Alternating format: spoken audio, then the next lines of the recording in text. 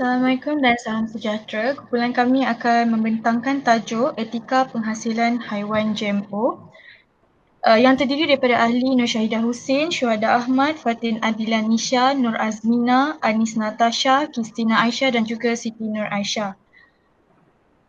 Baik, GMO adalah singkatan bagi Genetically Modified Organism atau dalam bahasa Melayunya adalah organisma terubah suai secara genetik, di mana bahan genetiknya atau gene of interest sesuatu organisma tersebut telah diubah suai menggunakan teknik-teknik tertentu dalam bidang genetik seperti yang dinyatakan di bawah.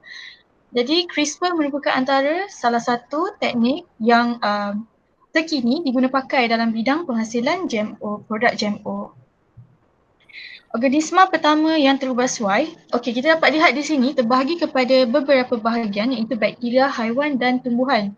Jadi setiap organisma dalam setiap bahagian ini diubah suai mengikut keperluan masing-masing.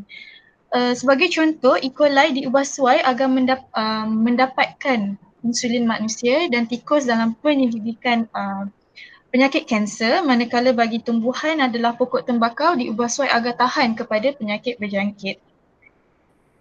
Terdapat beberapa syarikat yang menghasilkan haiwan genetik terubah suai ini sebagai contoh Sub Biotherapeutic yang menghasilkan lembu sap, Ozitech yang menghasilkan nyamuk, Akabunti yang menghasilkan ikan salmon dan juga Roslin Institute yang menghasilkan ayam dan juga hinze GMO. Jadi mengapa haiwan-haiwan ini diubah suai? Bagi lembu menghasilkan antibodi untuk melawan penyakit dan nyamuk diubah suai agar dapat menghentikan penularan penyakit seperti denggi dan juga malaria. Manakala bagi ikan salmon adalah tujuan industri pasaran bagi mengekalkan kesegaran dan ketahanan produk apabila diekspor atau diimport ke sesuatu negara. Jadi ayam pula adalah untuk menghentikan penularan sesama burung, manakala hinze bagi mengekalkan sumber makanan sesuatu negara. Untuk keterangan lanjut saya serahkan kepada rakan saya. Sekian, terima kasih.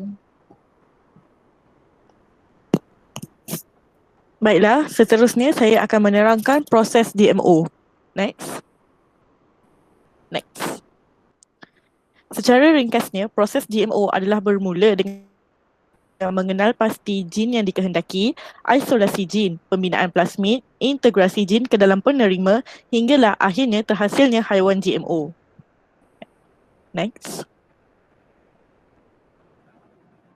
Seterusnya, saya akan menerangkan mengenai sebuah syarikat dan sebuah institusi yang telah berjaya menghasilkan haiwan GMO. Yang pertama, syarikat Aqua Bounty Technology, di mana mereka telah menghasilkan Atlantic Salmon yang mampu untuk membesar 2 kali lebih cepat dari Atlantic Salmon yang lain.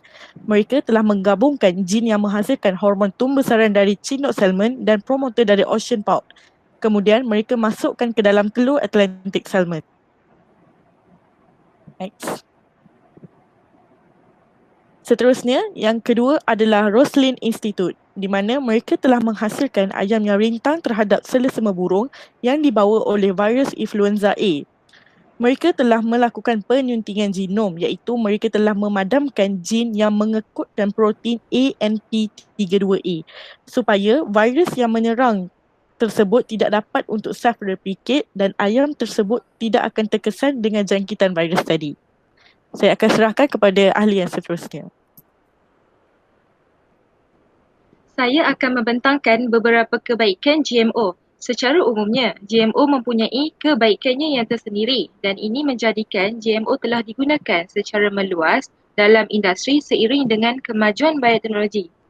Antara kebaikan GMO ialah ia dapat mengurangkan jumlah sumber yang diperlukan untuk menghasilkan produk haiwan.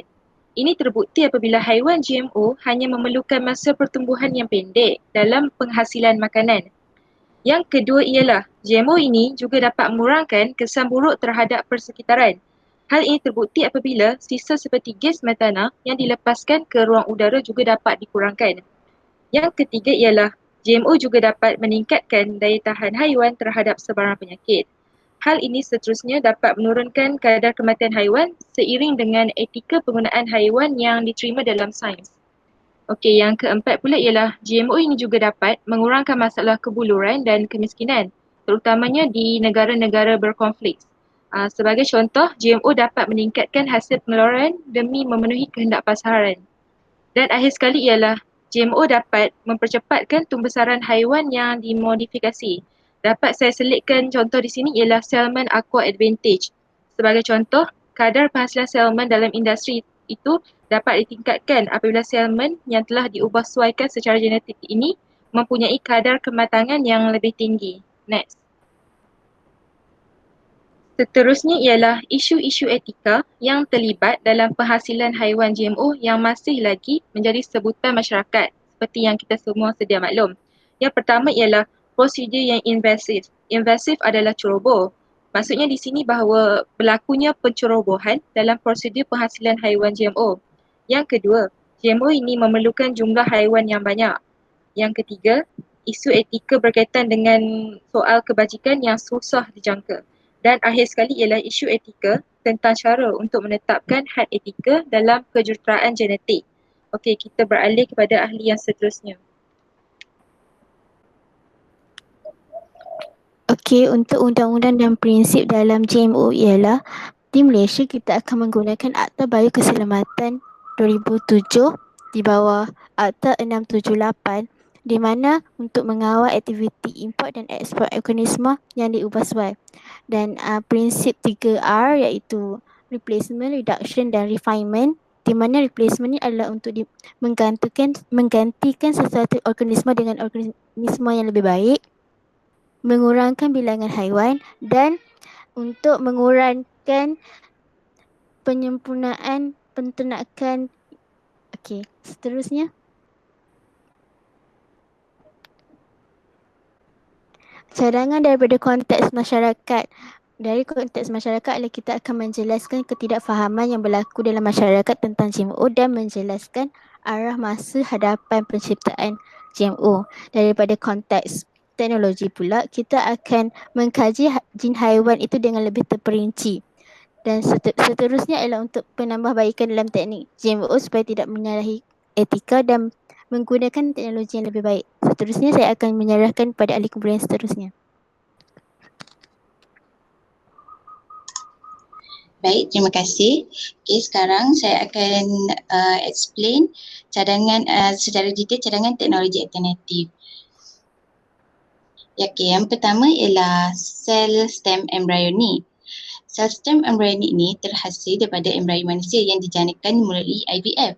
Satu kajian menariklah berkaitan sel stem ni adalah berkaitan iPSC iaitu Induced Pluripotent Stem Cell. Seorang saintis telah berjaya menemui teknik penghasilan stem cell dari sel somatik dewasa di mana kita faham ianya boleh elakkan isu etika berkaitan penggunaan sel daripada embryo, namun percubaan merawat pesakit dengan menggunakan iPSC ini terpaksa dihol dulu atas sebab berlaku perubahan genetik pada sel yang telah diderive dari iPSC ini.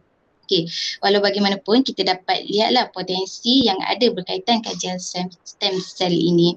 Okey, seterusnya teknologi sperm mediated DNA transfer iaitu SMGT. Ini adalah teknik untuk menghasilkan haiwan transgenik, haiwan GMO. Okay, teknik ini bergantung kepada kemampuan spermatozoa mengambil gen eksogen dalam bentuk molekul DNA secara in vitro. Mekanisme pengambilan DNA adalah sangat spesifik dan terkawal. Teknik SMGT ni walaupun belum sempurna, ianya mempunyai potensi dalam bidang teknologi bioteknologi dan perubatan tinggi. Okay, seterusnya ialah pemindahan nuklear pengklonan. Okay, pemindahan nukleus sel somatik SCNT merupakan strategi untuk mencipta embrio daripada sel tubuh dan sel telur. Kita boleh tengok kes pengklonan haiwan pertama yang telah berjaya iaitu Dolly. Kemungkinan pengklonan terapeutik ini menggunakan SCNT dalam perubatan regeneratif. Pendekatan inilah yang diperjuangkan sebagai jawapan kepada banyak isu berkenaan sel tunjang embrio iaitu kemusnahan embrio hidup untuk tujuan perubatan. Baik, seterusnya. Okay, teknologi DNA recombinant. Kita dah familiar lah dengan TDR ni, di mana kita boleh memanipulasi protein dan menghasilkan protein dalam jumlah yang besar, contohnya insulin. Baik, yang terakhir iaitu teknik genome editing. ZFN, TALENS dan CRISPR adalah sistem yang selalu digunakan pakai dalam gene editing. Berbanding gene terapi, teknologi gene editing ni adalah lebih baik kerana ia mampu mensasarkan gene yang ingin diubah dengan tepat. Seterusnya ia lebih terkawal dan tidak melibatkan kesan sampingan seperti salah sasaran atau sebagainya. Secara kesimpulannya, teknologi gene editing ini memiliki potensi yang cukup luas dalam bidang farmaseutical, kesihatan dan kajian tumbuh-tumbuhan. Itu sahaja daripada saya. Saya serahkan kepada ahli yang seterusnya. Okey, seterusnya ialah penambahbaikan proses GMO melalui ilmu genetik. Okay, next. Okay, yang pertama adalah ketepatan hasil daripada proses berkaitan GMO. Okay, so bila kita nak jalankan proses ni, kita perlu ada ilmu genetik untuk kenal pasti keperluan proses tersebut lah. Contohnya macam yang akan saya sebut tadi pasal stem cell. Kenapa pilih stem cell, alatan atau keadaan atau teknologi apa yang kita perlukan atau kita nak bina untuk dapatkan hasil yang baik. Okay, seterusnya membantu dalam kawalan kita hidup haiwan GMO. Bila satu haiwan GMO terhasil, mungkin akan ada perubahan dari segi keperluan pembesaran, contoh pemakanan ke, nutrien. Jadi kita perlu tahu dan bersedia supaya haiwan-haiwan yang dapat hidup normal.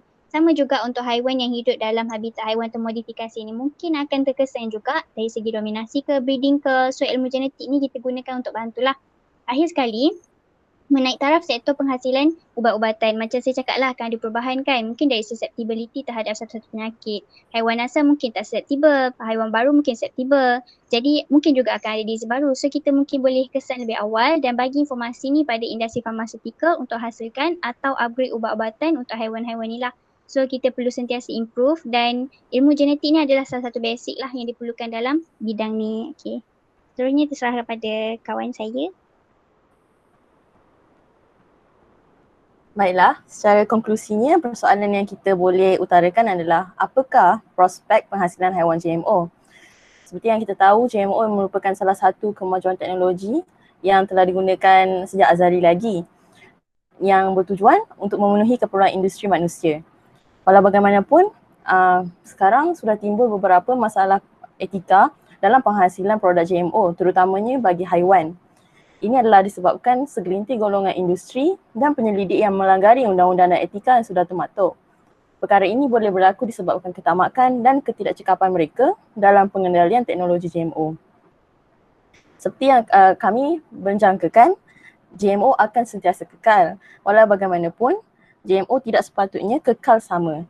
Oleh itu, teknologi alternatif yang lebih maju dan efisien patut diusahakan. Ini adalah untuk meningkatkan produktiviti penghasilan haiwan GMO sambil mengelak pelanggaran etika sama sekali.